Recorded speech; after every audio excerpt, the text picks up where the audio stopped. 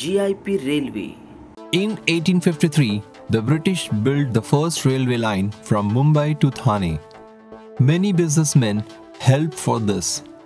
When the people saw the train running on the iron tracks for the first time, emotions like surprise, curiosity, and fear surfaced.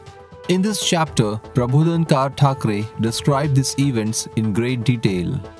Mumbai प्रांतात railway असावी असा उठाव मुंबईला प्रथम sir Jamshedji Jeejeebhoy आणि जगन्नाथ नाना शंकर शेठ यांनी केला. मुळजी जेठा मोरारजी गोकुळदास, आदमजी पीरभाई, डेव्हिड ससून वगैरे अनेक नामांकित नगर शेठजींचे अर्थात त्यांना पाठबळ होतेच. सन 1853 मध्ये ग्रेट इंडियन पेनिन्शुला रेल्वेचा पहिला छोटा फाटा मुंबई ते ठाणेपर्यंत एकेरी रस्त्याचा तयार झाला. लोखंडी रुळावरून इंग्रज आगीनगाडी चालवणार ही कल्पनाच लोकांना मोठी अचंब्याची वाटली. अखेर मुहूर्ताचा दिवस जाहीर झाला. दिनांक 18 एप्रिल सन 1853 सोमवार रोजी सायंकाळी 5 वाजता पहिली आगगाडी मुंबईहून निघाली.